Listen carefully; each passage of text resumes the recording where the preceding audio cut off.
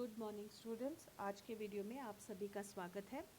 आज हम पढ़ने जा रहे हैं कि बैंक साख का निर्माण या क्रेडिट क्रिएशन कैसे करती है।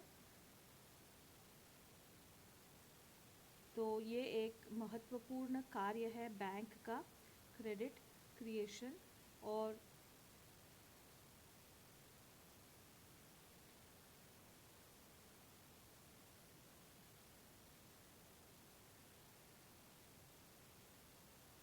आधुनिक बैंकिंग में साख सृजन महत्वपूर्ण है और एक तरफ जनता की साख जमा करती है और दूसरे तरफ बैंक ऋण प्रदान करती है। इसके पहले हम देखते हैं कि बैंक के पास जो डिपॉजिट्स है, जो जमा राशियां है, वो किस प्रकार की है। तो बैंक के पास दो तरह के जमा राशियां है, वो है प्राथमिक जमा राशियां और व्युत्पन्न जमा राशियां, यानी कि प्राइमरी डिपॉजिट्स और डिराइव्ड डिपॉजिट्स। तो प्राइमरी डिपॉजिट्स क्या है? जब कोई ग्राहक बैंक में जमा खाता खोलकर नकद या चेक जमा करता है तो उसे हम प्राथमिक जमा राशि कहते हैं। तो ये वो राशि है जो ग्राहक द्वारा बैंक में जमा की जाती है। फिर डिराइव्ड डिपॉजिट्स क्या है?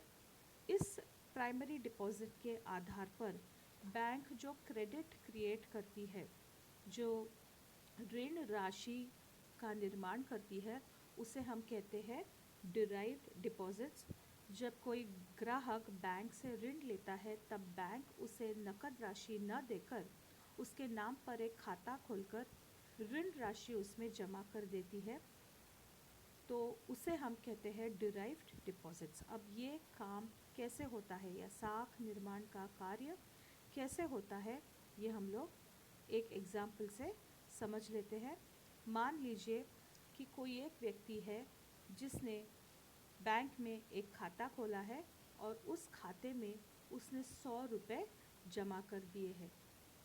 अब बैंक अपने अनुभव से ये बोल सकती है कि जिस व्यक्ति ने ये खाता खोला हुआ है और पैसे जमा किए हैं, वो व्यक्ति पूरे के पूरे 100 रुपये एक साथ नहीं निकालेगा। उसमें से कुछ हिस्सा ही वो निकालेगा, जो हम मान के चलते हैं कि 20% है। तो अगर व्यक्ति ने 100 रुपये रखे हैं तो उसका 20% यानी कि केवल 20 रुपये वो एक समय में निकाल लेगा। मतलब अभी भी बैंक के पास 80 रुपये तरल स्वरूप में है। तो बैंक क्या करती है? अगर कोई और व्यक्ति बी ऋण मांगने आता है तो बैंक उसे 80 रुपये का ऋण दे देती है। तो जब बैंक ऋण देती है तो बैंक क्या करती है? उस व्यक्ति का एक खाता खोलती है और उस खाते के क्रेडिट में 80 रुपये लिख लेती है। बैंक अपने अनुभव से जानता है कि बी जिसने 80 रुपये का ऋण लिया है वो भी पूरे के पूरे 80 रुपये एक साथ नहीं निकालने वाला है। वो जैसी ज़रूरत होगी उसको जैसे पैसे की ज़रूरत होगी वैसे वो निकालने वाला है। तो इस अनुभव के आधार पर बैंक जानती है कि 80 रुपये का 20% अगर बी व्यक्ति निकालेगा तो उसके 80 का 20% होता है 16 रुपये। तो बैंक 16 रुपये तरल स्वरूप में रख कर बाकी के 64 रुपये फिर से अगले व्यक्ति सी को ऋण के रूप में दे देगी। और अब जो सी व्यक्ति है जिसने 64 रुपये का ऋण लिया है, फिर से उसके नाम का एक खाता खुल गया है, उसमें 64 रुपये का क्रेडिट बैलेंस है। और अपने अनुभव के आधार पर बैंक जानती है कि सी भी पूरे 64 रुपये एक साथ नहीं निकालेगा, इसलिए उसका 20% तरल स्वरूप में रख के बाकी का फिर से ऋण देने के लिए उपलब्ध है। इस तरह से हमने देखा कि जो 100 रुपये का प्राइमरी डिपॉजिट था उसके आधार पर बैंक ने ऋण दिया बी को 80 रुपये, सी को 64 रुपये, और इस तरह से कम होते होते जब तक वो अंत तक नहीं पहुंचते हैं, बैंक लोगों को ऋण देती रहेगी। और इसे हम कहते हैं साख का सृजन या क्रिएशन ऑफ क्रेडिट। आगे एक टेबल में ये जानकारी आपको लिखित स्वरूप में दिखेगी और समझने में और आसान होगी। अब ये साख का सृजन जो है, इसमें और कुछ डिटेल्स है जो हम देखते हैं।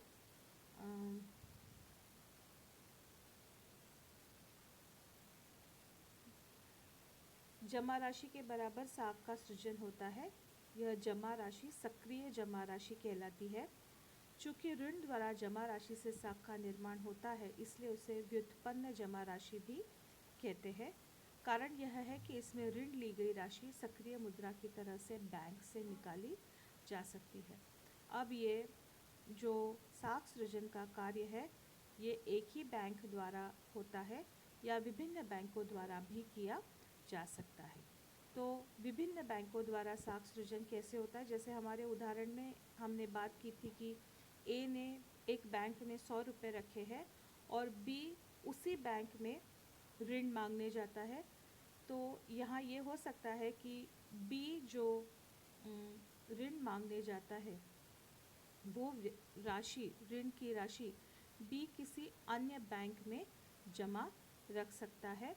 तो यदि बी किसी अन्य बैंक में भी ये राशि जमा रखता है, तो वो जो बैंक है, दूसरी बैंक, वो जानती है कि बी इस 80 रुपये का पूरा नहीं लेगा। अगर हम यहाँ पर 20% मान के चले तो बी के लिए 16 रुपये तरल स्वरूप में रख कर वह बैंक 64 रुपये का ऋण किसी और को दे सकती है। अगर हम ये मानते हैं कि सी ये 64 रुपये का ऋण लेता है दूसरे बैंक से और वो राशि किसी और बैंक में, तीसरे बैंक में वो जमा रखता है, तो ये तीसरी बैंक इस 64 रुपये का 20% रख कर बाकी की राशि का ऋण देने के लिए उपयोग कर सकती है। अगर इस टेबल को हम आगे बढ़ाएं तो हम यहाँ देख सकते हैं कि बैंकिंग प्रणाली के द्वारा कुल 400 रुपये के ऋण दिए जाएंगे और 500 रुपये के कुल जमा प्राप्त होंगे।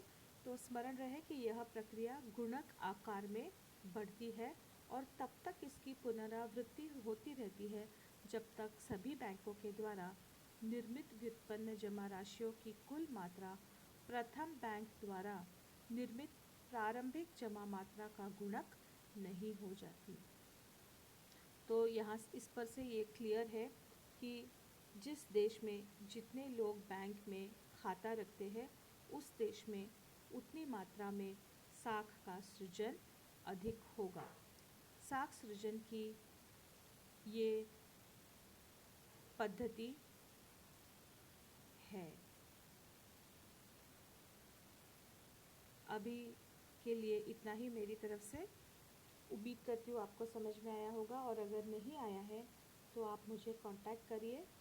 अभी के लिए इतना ही। Bye bye. Stay home, stay safe.